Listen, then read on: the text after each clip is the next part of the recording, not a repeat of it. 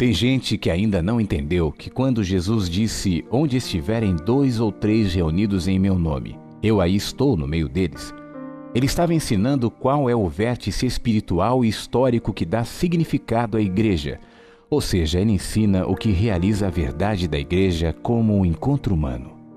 E o contexto fala de reconciliação. Um irmão ofendido tem que procurar o ofensor e tentar ganhá-lo. Isso deve ser feito insistentemente, até que o próprio ofensor rejeite toda a conciliação. A palavra grega que designa essa reunião é a mesma que fala de harmonia, como se o que estivesse em curso fosse uma afinação de instrumentos. O outro polo mais adulto dessa proposta está em Lucas, quando Jesus diz que se deve perdoar ao irmão até 70 vezes 7 num único dia. Ou seja, a proposta de Jesus nos põe a todos de calça curta e necessitados de dizer: Senhor, aumenta-nos a fé, pois ainda não somos cristãos.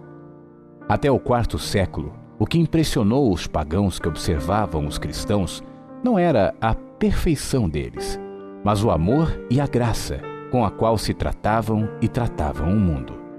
Olhem como se amam! Era a estupefação que ecoava nas palavras de gente que olhava os cristãos de fora, conforme vários testemunhos encontrados em antigos textos históricos. Portanto, a perfeição da igreja é não se vender como perfeita, mas sim se revelar, sem ensaio e performance, como lugar de misericórdia e graça. Não é possível esperar perfeição de nenhum de nós. Somos caídos e maus, o melhor de nós ainda é mau. O que nos faz diferentes é nossa atitude, se é honesta com a própria queda e, sobretudo, sincera com a graça que todos nós temos recebido. Daí a perfeição do discípulo ser sua humildade. Humildade para ser, sem ser ainda o que deseja. Humildade para viver com misericórdia, pois ele mesmo carece dela todos os dias, nos céus e na terra. Repito, o problema da igreja nunca foi os seus erros humanos, mas sim a sua arrogância em relação a não se enxergar e oferecer-se como a representante de Deus na terra. Quem desejar que tente.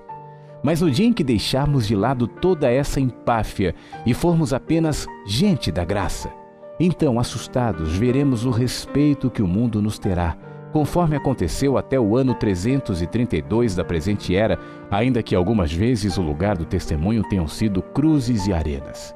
E havia problemas antes disso? Sim, sempre houve muitos problemas. Quem conhece a história sabe deles. E quem lê os textos produzidos nos 2 primeiros séculos sabe da quantidade de dificuldades internas que os vários grupos cristãos tiveram. Todavia, tais problemas não foram problemas reais, enquanto o sentido de irmandade na graça esteve presente.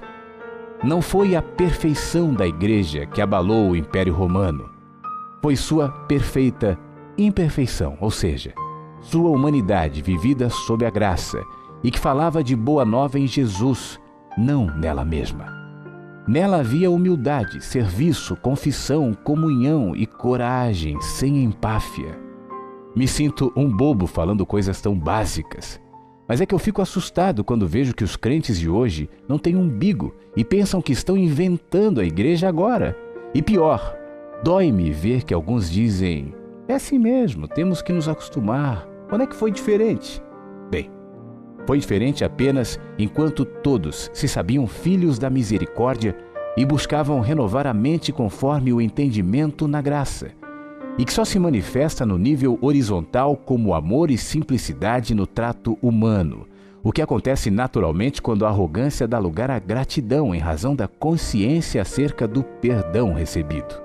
Jesus não pede perfeição, mesmo quando diz: sede perfeitos como perfeito é o vosso Pai, pois a única perfeição humana é assumir sua própria imperfeição e assim imitar o Pai, não em sua perfeita perfeição, mas em sua graça, que Ele derrama sobre justos e injustos.